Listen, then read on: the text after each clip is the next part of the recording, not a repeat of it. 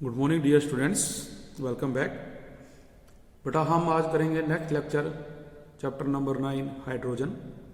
और इसमें हम एक छोटा सा टॉपिक जो करेंगे अब पहले वो है भी जो आप लोगों को पता है भी हमारे सराउंडिंग में एवरीडे कोल एंड पेट्रोलियम का यूज़ किया जा रहा है। और आप लोग ये भी अच्छी तरह जानते हैं भी जो रिजर्व्स हैं इनके वो भी लगातार बेटा क्या हो रहे हैं, डिप्लेक्ट होते जा रहे हैं। तो आने वाले समय में ये जो प्रॉब्लम है इसको दूर करने के लिए जो हाइड्रोजन है उसका इस्तेमाल किया जाएगा फ्यूल के रूप में। तो apart from the both have also resulted in serious health hazard. अब देखिए जो कोल एंड पेट्रोलियम का इस्तेमाल किया जाता है वो हमारे फायदे के लिए तो है ही, लेकिन हमारे जो स्वास्थ्य है उसको भी वो नुकसान पहुंचाती हैं, क्योंकि उनमें से बहुत सारी जो जहरीली गैसेज हैं वो निकलती हैं जो हमारे एनवायरनमेंट को पोल्यूट करती हैं, जिसके द्वारा जब हम सांस लेते हैं हमारे एनवायरनमेंट में तो जो डाइऑक्सीजन गैस प्रेजेंट है वो पोल्यूटेड होती है। तो हम देखें भी अगर इसको हमें ठीक करना हो तो हाइड्रोजन को बेटा इसके रूप में यूज किया जाएगा। तो जो हाइड्रोजन है बेटा वो क्या है, एक बेस्ट जो है इसका हम कह सकते हैं भी ऑप्शन रहेगा। तो हाइड्रोजन क्या करता है, release a large quantity of heat on combustion. भी अगर हमें कोल इस्तेमाल करते हैं, कोल के कंपैरिजन में जो हाइड्रोजन है वो लार्ज अमाउंट में क्या प्रोड्यूस करेगा बेटा, हीट प्रोड्यूस करेगा। इसके अलावा हमारे पास जैसे कि एलपीजी गैस है उसका डाटा भी आपको पता ही है। तो देखिए ये अपने पास एक डाटा है भी जो हाइड्रोजन गैस है 143 किलो जूल पर ग्राम जब जलेगी तो हीट देगी, जबकि जो H2 लिक्विड है वो 142 लगभग सेम ही है। बट जो LPG है वो आपको 50 किलो जूल पर ग्राम, जो मीथेन गैस है 53 किलो जूल पर ग्राम, और जो ऑक्टेन इन लिक्विड स्टेट है 47 किलो जूल ग्राम।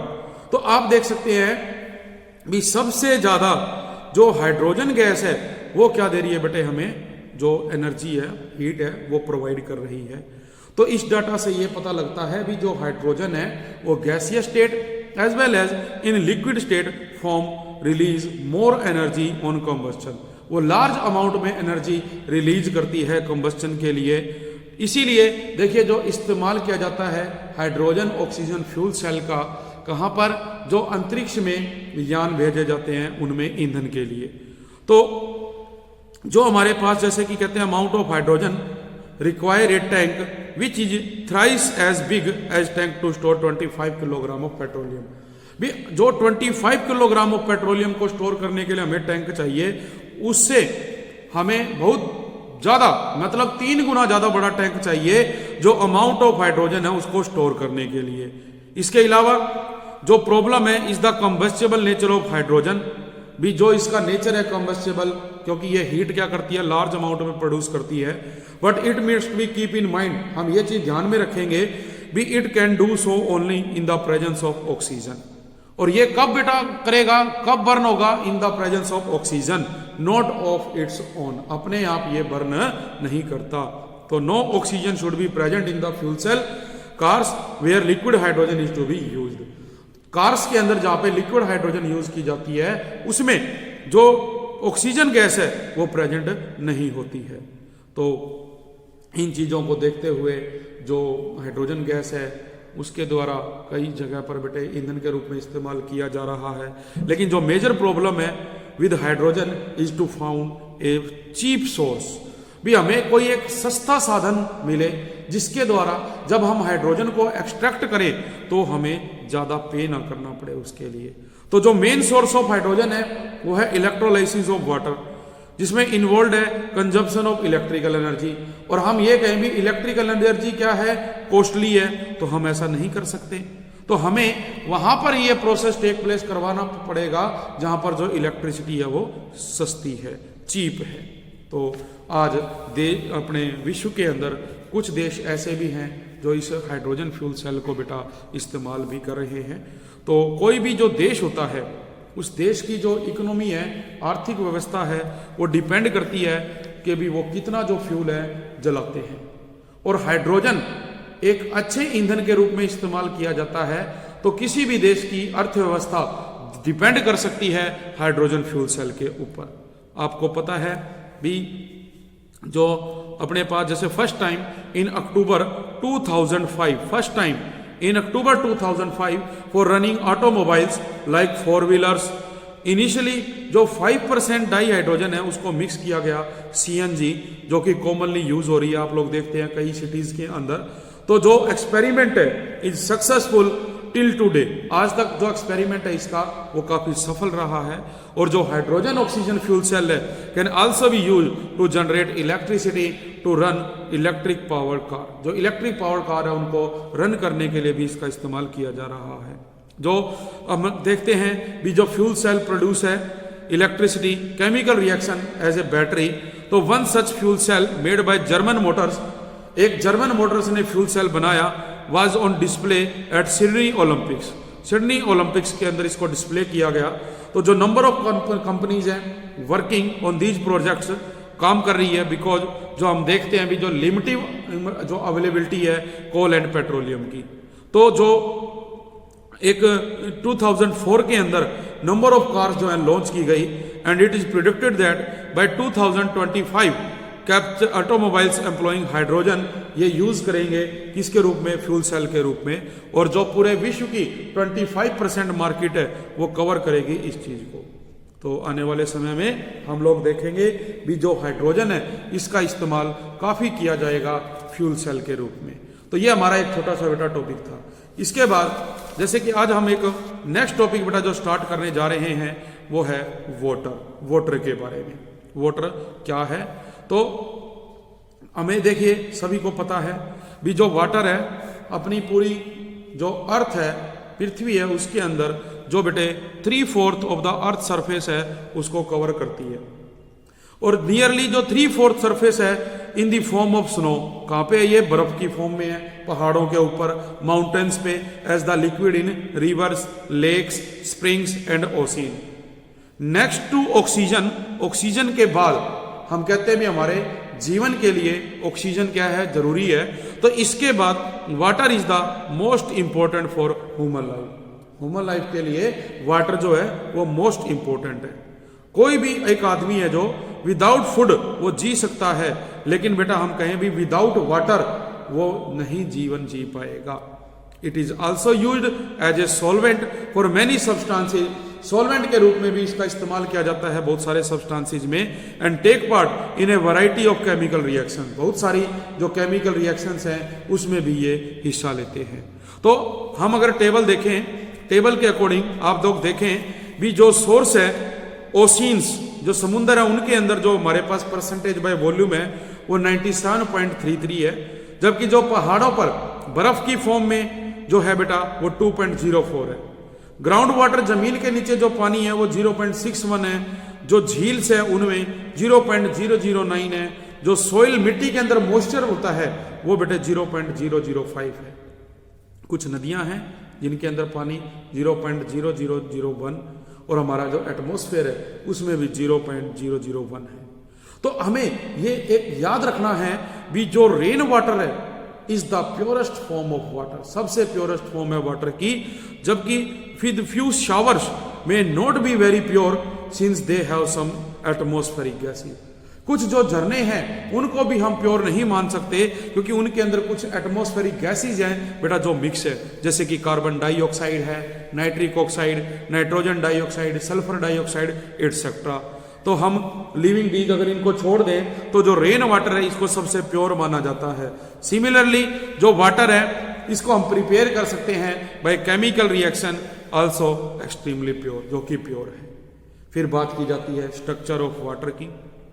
जो स्ट्रक्चर ऑफ वाटर है बेटा हम बात करें, किसकी बात कर रहे हैं, स्ट्रक्चर ऑफ वाटर H2O। तो जब स्ट्रक्चर ऑफ वाटर की बेटा बात की जाती है तो हम लोग क्या देखेंगे भी जो वाटर है ये एक कोवलेंट मॉलिक्यूल होता है। कोवलेंट कैसे भी आपको पता है, इस ऑक्सीजन के आउटर मोस्ट शेल में 6 इलेक्ट्रॉन्स हैं जिसको हम इस तरह से रिप्रेजेंट करेंगे, और अपने पास 2 हाइड्रोजन है जिनके पास क्या है, एक इलेक्ट्रॉन है। तो ये यहां पर देखिए शेयरिंग करते हैं इस तरह से, और ये भी बेटा क्या करेगा, शेयरिंग करेगा। तो इनके बीच में क्या होगा, कोवलेंट बॉन्ड बनेगा, जिसके कारण जो वाटर है ये क्या कहलाता है, एक कोवलेंट मॉलिक्यूल कहलाता है। ठीक है, तो हम देखते हैं भी जो हमारे पास ये वाटर है, इसमें जो ऑक्सीजन है उसके ऊपर दो तो बेटा क्या होते हैं, लोन पेयर। आप देखें ये ऑक्सीजन है, एक लोन पेयर ये है और एक लोन पेयर ये है, और दो यहाँ पे क्या है, शेयर्ड पेयर ऑफ इलेक्ट्रॉन, जो क्या कैसे बन रही हैं, शेयरिंग करके बन रहे हैं। तो इसके बेस पे जब हम देखेंगे वाटर, तो इसमें देखो क्या होता है भी, अब देखने को तो हम ये कहें भी जो वाटर है वो ऐसी जो है लीनियर शेप बनाएगा, पर ये गलत है, बिकॉज यहाँ पे क्या होते हैं, ये लोन पेयर होते हैं, और इन लोन पेयर बॉन्ड पेयर में क्या होती है, रिपल्सन, जिसकी वजह से जो इसका स्ट्रक्चर है वो कैसा होता है, बेंट। इस तरह से मिलेगा इसका जो स्ट्रक्चर है हमारे को, किस टाइप में, बेंट टाइप में। जो हम स्ट्रक्चर की बात करें तो जो स्ट्रक्चर रहेगा इसका वो कैसा रहेगा, बेंट।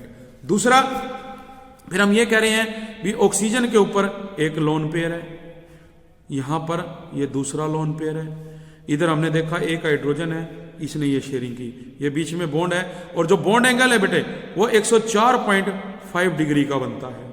तो जब हम इसको मिलाएंगे तो आप देखेंगे भी ये एक ज्योमेट्री बनाता है, और किस प्रकार की ज्योमेट्री बनाएगा, टेट्राहेड्रल, ये टेट्राहेड्रल ज्योमेट्री बनाता है।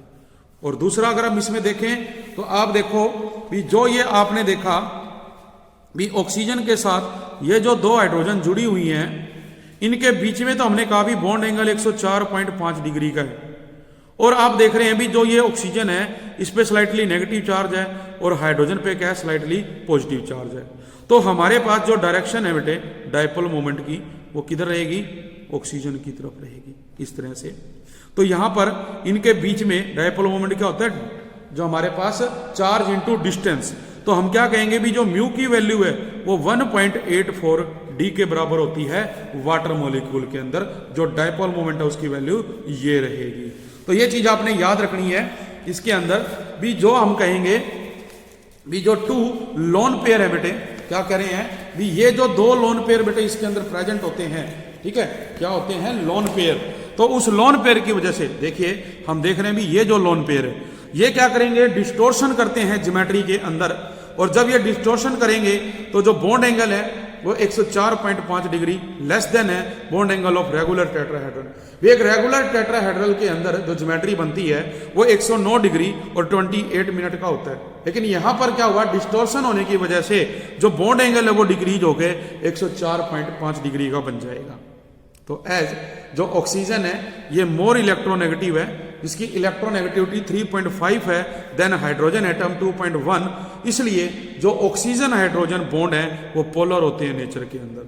और because of the unsymmetrical nature of water molecule, जो बॉन्ड पोलैरिटी है डू नॉट कैंसल, भी अगर ये अपोजिट हो एक दूसरे से तो बॉन्ड कैंसिल हो जाते हैं, पर यहां पर नहीं होगा, इसलिए जो डायपोल मोमेंट है वो 1.84 डी के बराबर होता है। उसके बाद बात आ जाती है भी जो वाटर है वो क्या करता है बेटे, आइस बनाता है, ठीक है, वाटर से क्या बनती है, आइस बनती है, और जो ये आइस है इसमें हाइड्रोजन बॉन्डिंग होती है, उसकी वजह से जो आइस है बेटे वो सॉलिड फॉर्म में होती है। हम लोगों ने पढ़ा भी वाटर मॉलिक्यूल हाईली पोलर है, और as a result of polarity जो वाटर मॉलिक्यूल है बेटा वो शो करेंगे इंटरमोलिकुलर हाइड्रोजन बॉन्डिंग, और ये जो इंटरमोलिकुलर हाइड्रोजन बॉन्डिंग है both ice and in liquid water. तो जो प्रेजेंस ऑफ हाइड्रोजन बॉन्डिंग है वो एक्सप्लेन करती है यूनिक प्रॉपर्टी को। क्या यूनिक प्रॉपर्टी, आपसे क्वेश्चन आ जाए भी why ice floats on water, भी आइस जो है पानी के ऊपर तैरती है, जबकि एक छोटी सी लोहे की जो निडल है उसको हम पानी में डालें तो वो नहीं बेटा उसके ऊपर फ्लोट करती। इसका कारण क्या है, तो जो रीजन है वो यही है भी इन आइस जो वाटर मॉलिक्यूल है वो अरेंज होते हैं टेट्राहेड्रली इन स्पेस। जो oxygen atom in each water molecule है वो लिंक्ड होता है to hydrogen atom by covalent bond, and at the same time ये क्या करते हैं, 4 हाइड्रोजन बॉन्ड बनाएंगे with hydrogen atom of neighbouring water molecule. तो इससे एक जो केज लाइक स्ट्रक्चर है बेटा वो बनता है। तो हम बात करें इसके अंदर स्ट्रक्चर की, तो आप कैसे बना सकते हैं, देखो स्ट्रक्चर हम अगर स्ट्रक्चर बनाएं इसके अंदर तो आप देखिए भी अपने पास क्या है, ये एक बेटा वाटर मॉलिक्यूल है, देखो इस ऑक्सीजन के साथ ये 2 हाइड्रोजन आ गई। इसी तरह से अब आपके पास एक ये हाइड्रोजन है जिसके पास ऑक्सीजन वाटर है, जिसके पास आप देख रहे हो भी ये हाइड्रोजन है। इसी प्रकार से आप देखते हैं भी ये आपके पास एक मॉलिक्यूल है जिसके पास क्या है, हाइड्रोजन है। इसी प्रकार हम एक और ऑक्सीजन लेते हैं जिसके पास क्या है, हाइड्रोजन है। तो आप देखें इनके बीच में यहां पर क्या होगा, हाइड्रोजन बॉन्डिंग टेक प्लेस करती है। और हाइड्रोजन बॉन्डिंग होने के कारण ये क्या है, देखो 4 1 2 3 4 बॉन्ड बन रहे हैं और आगे से आगे ये इसी तरह से जुड़ते जाते हैं। तो जो आइस है, आइस का जो स्ट्रक्चर है उसके अंदर इसी तरह से बनता है और ये एक केज लाइक जो स्ट्रक्चर है वो बनाता है, जैसे कि हम लोगों ने पढ़ा। तो ये एक केज लाइक स्ट्रक्चर बनाएगा जो आप पढ़ रहे हो। तो इसकी वजह से देखो क्या होता है भी जो स्ट्रक्चर है आल्सो पोरस, जो स्ट्रक्चर है वो पोरस होएगा बिकॉज ऑफ द वॉइड्स, क्योंकि उनके बीच में स्पेस होता है और एम्प्टी स्पेस लेफ्ट। तो नाउ जो आइस है बेटा वो मेल्ट होएगी और मेल्ट होगी तो टू फॉर्म लिक्विड वाटर। तो जो हीट एनर्जी है supplied tank to break some of the hydrogen bond, हम उस टैंक को सम हीट एनर्जी देंगे जिससे जो बॉन्ड है वो टूटेगा। तो एज ए रिजल्ट जो टेट्राहेड्रल अरेंजमेंट है स्टार्ट कोलैप्सिंग, वो जो आपस में कोलैप्स करना स्टार्ट करेंगे और जो वाटर मॉलिक्यूल है इन वाटर वो नजदीक आएंगे एक दूसरे से। तो क्या होगा, जो नंबर ऑफ वैकेंट स्पेस है आल्सो स्टार्ट डिक्रीजिंग, तो उनके बीच में जो स्पेस है वो कम होना शुरू करेगा। देयरफॉर जो डेंसिटी ऑफ वाटर वो ज्यादा हो जाएगी then that of ice. This means that जो आइस है वो क्या करेगी, फ्लोट करेगी वाटर के ऊपर। इसी प्रकार से आ जाता है भी जो वाटर है उसकी जो डेंसिटी है वो मैक्सिमम है एट 4 डिग्री सेल्सियस। भी हम कहते हैं भी 273 डिग्री केल्विन पे, या ये कह दीजिए 0 डिग्री सेल्सियस पे बोथ जो आइस एंड वाटर है वो को एग्जिस्ट करते हैं। लेकिन जब टेम्परेचर को इंक्रीज किया जाएगा तो जो heat energy supply will break the tetrahedral arrangement, वो टेट्राहेड्रल अरेंजमेंट को तोड़ेगी बिकॉज जो हाइड्रोजन बॉन्डिंग है वो डिक्रीज होगी क्योंकि बॉन्ड टूट रहा है, जिससे क्या होगा, जो density of water expected to increase, जो डेंसिटी ऑफ वाटर वो वहां पे इंक्रीज करेगी। बट जो ये राइज इन टेम्परेचर है is also expected to increase the average kinetic energy of water molecule, जो average kinetic energy of water molecule है उसको भी इंक्रीज करेगी, leading to increase in volume, जिससे जो वॉल्यूम है बेटा वो इंक्रीज होगी। बट ये जो इफेक्ट है ये नेग्लेजिबल है up to 4 degree Celsius and जो डेंसिटी ऑफ वाटर है देयरफॉर इंक्रीजेज।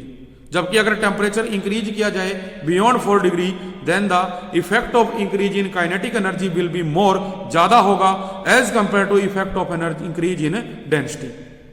इसलिए कंक्लूजन क्या निकलता है भी to increase the volume of water and decrease in density. तो कंक्लूजन ये है भी एट 4 डिग्री सेल्सियस जो डेंसिटी ऑफ वाटर है वो इंक्रीज करती है, then decrease after this temperature. तो water has a maximum density and minimum volume at 4 degree Celsius.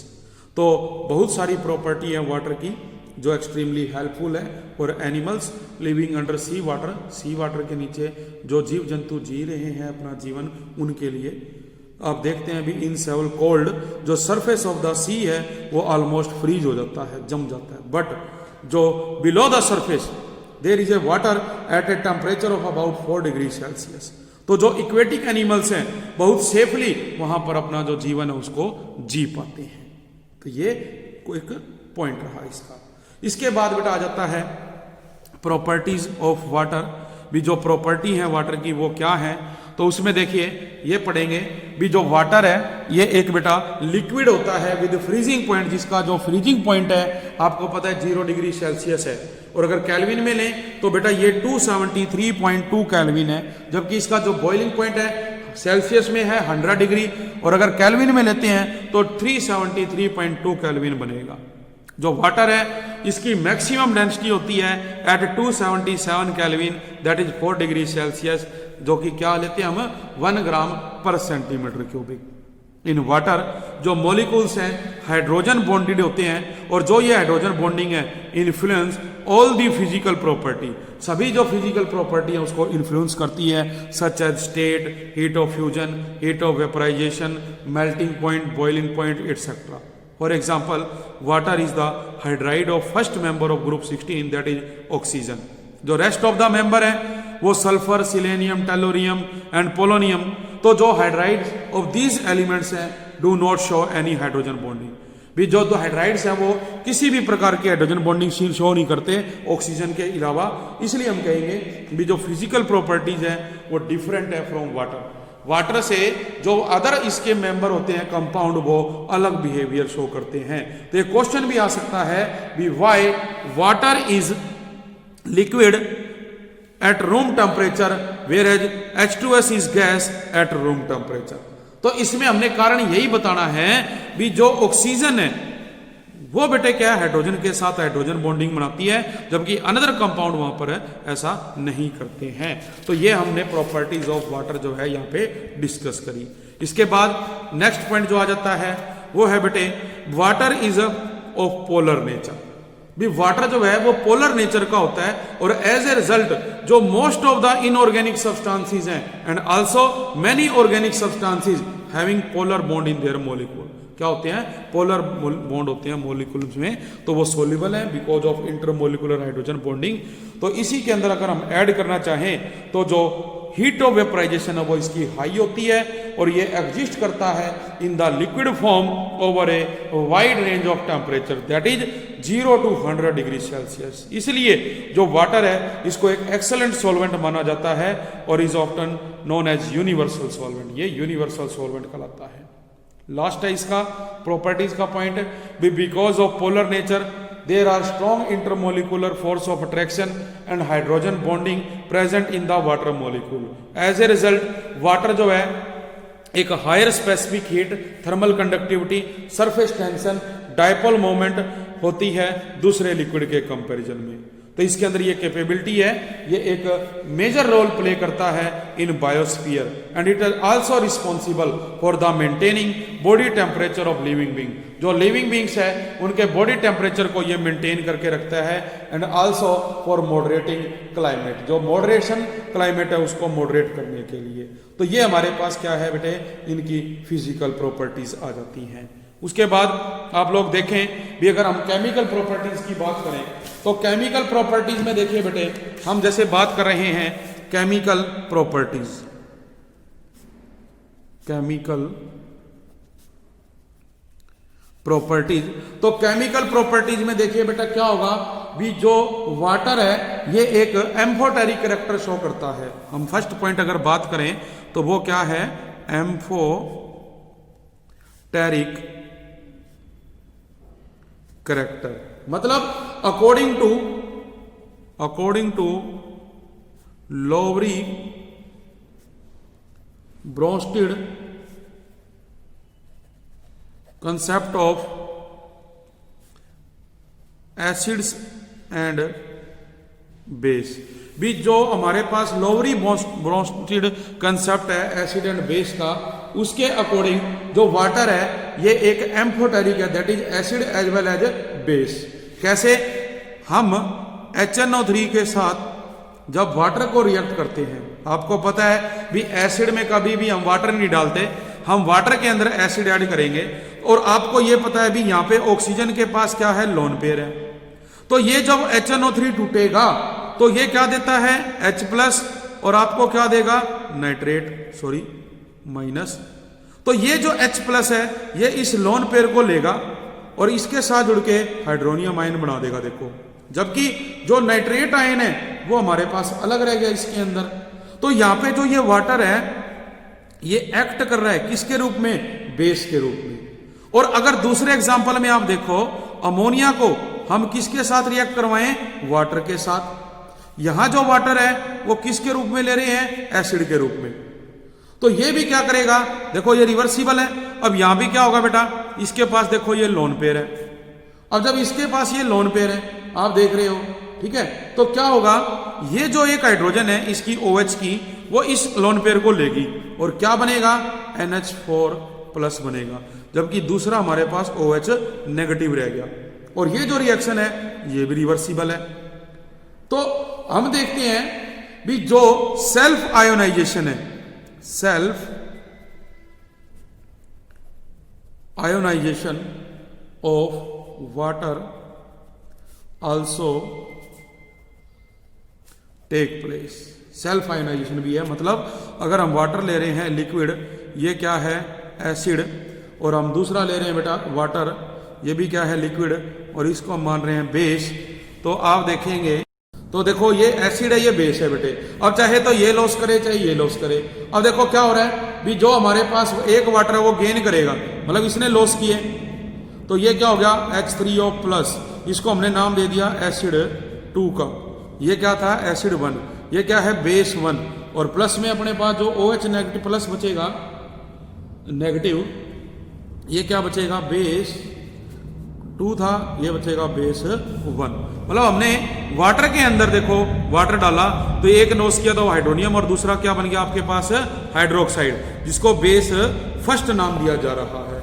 तो ये जो सेल्फ आयोनाइजेशन है इसको हम ऑटो आयोनाइजेशन या ऑटो पायरोलिसिस भी कह देते हैं। और जो आपको पता ही है pH ऑफ H2O वाटर है वो कितनी होती है 7 होती है। इसी तरह से हम ये कहें भी जो बेटा वाटर है ये एक ऑक्सीडाइजिंग एंड रिड्यूसिंग नेचर भी शो करता है। Number 2 oxidising and reducing nature भी, ऑक्सीडाइजिंग एंड जो रिड्यूसिंग नेचर है ये वो भी शो करेगा बेटा इसके अंदर, आप लोग देखेंगे।